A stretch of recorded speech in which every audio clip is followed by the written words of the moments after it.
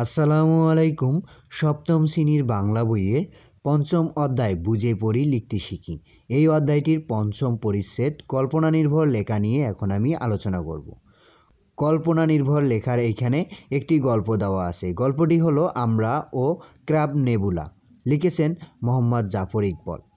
আমরা ও ক্র্যাব নেবুলার গল্পটি পড়ে নিবা।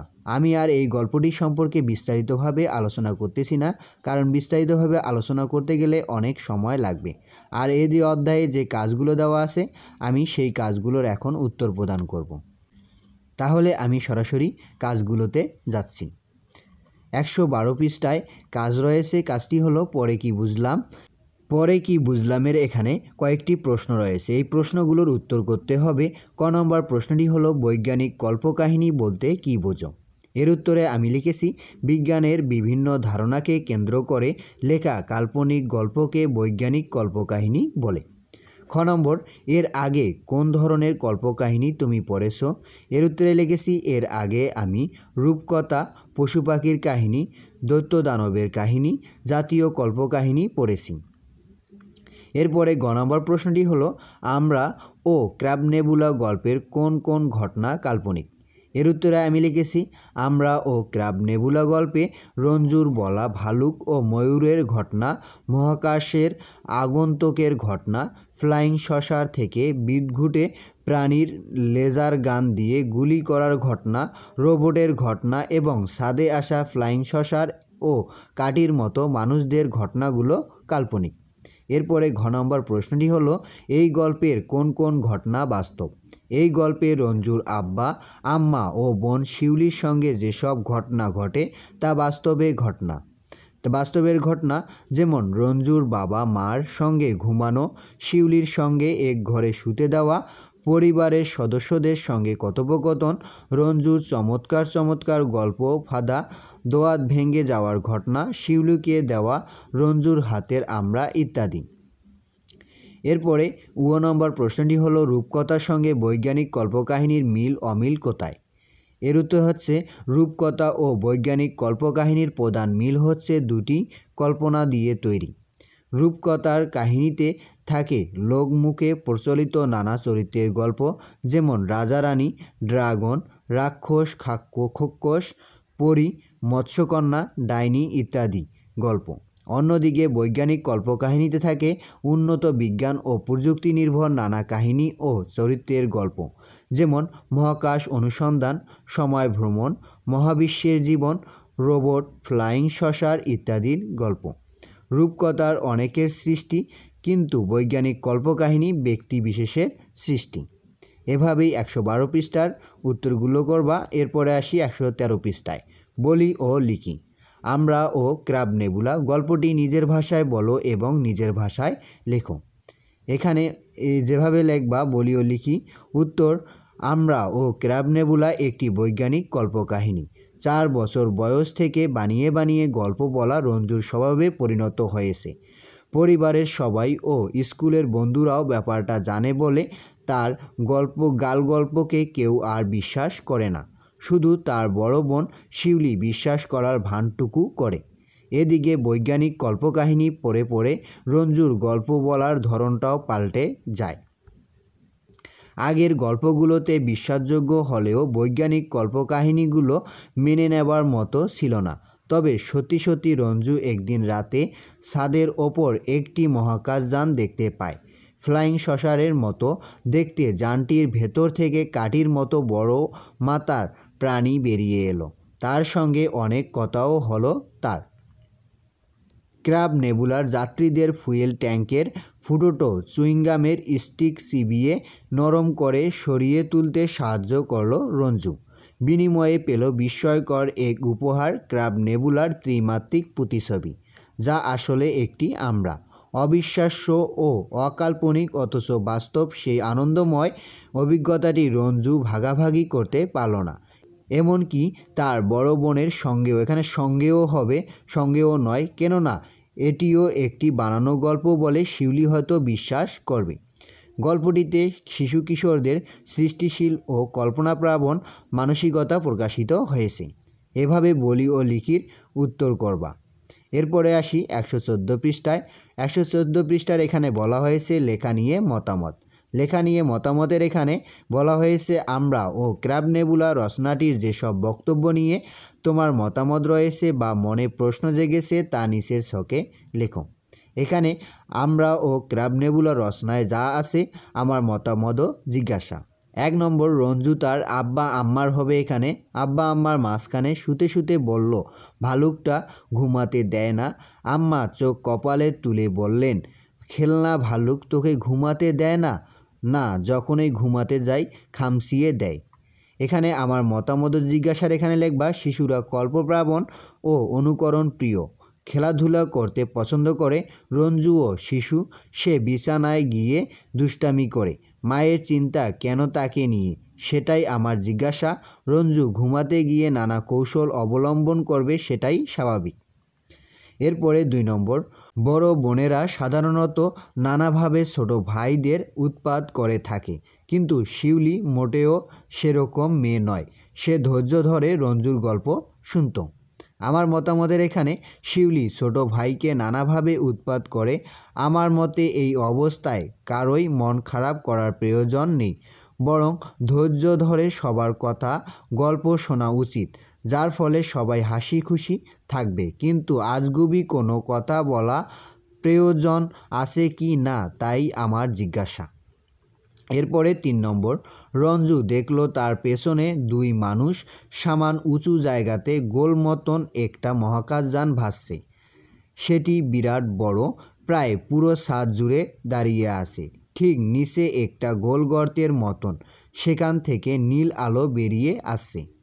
আমার মতামতের এখানে এই পৃথিবীর আশ্চর্য হওয়ার মতো নানা ঘটনাই ঘটে।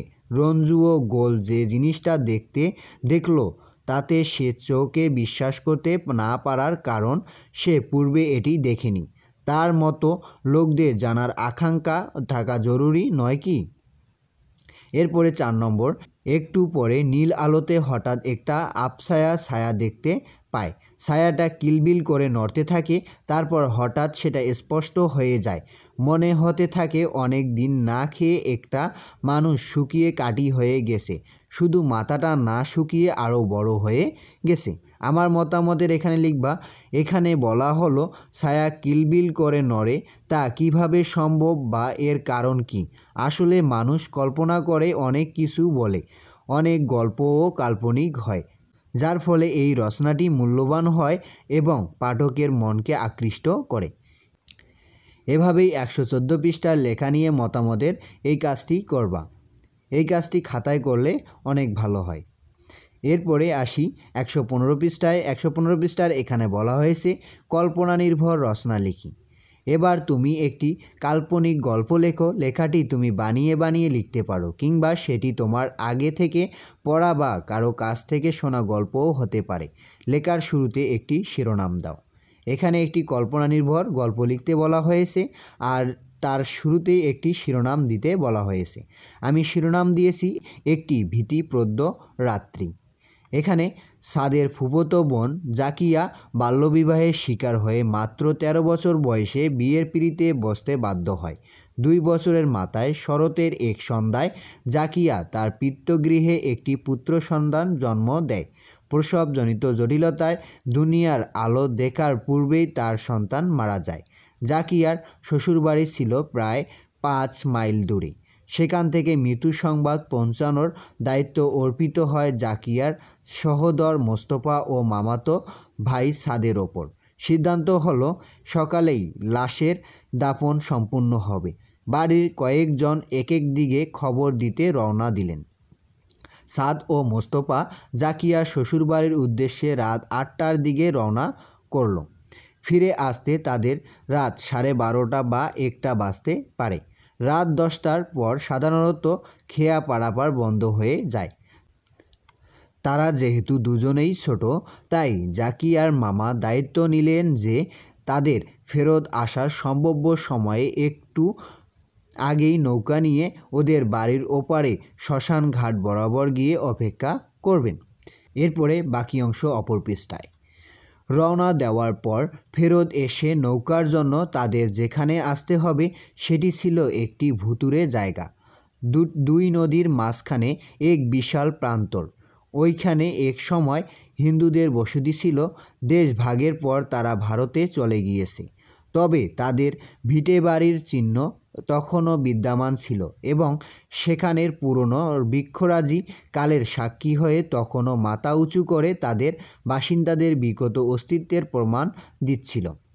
ফেরার পথে গভীর অন্ধকারে দুটি বালক পথ চলছে। চতুর্দিকে নিস্তব্ধ নীরবতা। মাঝে মাঝে ওই ভুতুড়ে স্থানটি ছাদের মনস্পটে ভেসে উঠেছে, তার গা ঝিমঝিম করছে। এর মধ্যে নিশাচরদের অপরিচিত আওয়াজ তাকে বিহ্বল করে তুলছে। টর্চ লাইটের আলো কোনো কোনো নিশাচর প্রাণীর চোখে পড়লে এত ভয়ঙ্কর দেখায় যে তা দেখা তো দূরে থাক, বর্ণনা করতেও গায়ে কাঁটা দিয়ে ওঠে। রাত প্রায় 1টার দিকে দুজন নদীর ধারে সেই নির্দিষ্ট স্থানে এসে পৌঁছেছে।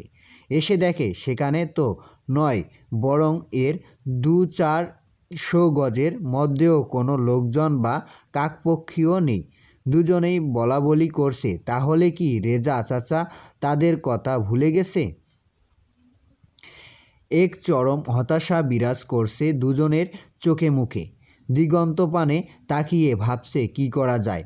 নিকষ অন্ধকারের মধ্যে ঘন কাশবনের বিস্তৃত শুভ কাশফুলের প্রতি দৃষ্টি পড়ল ছাদের।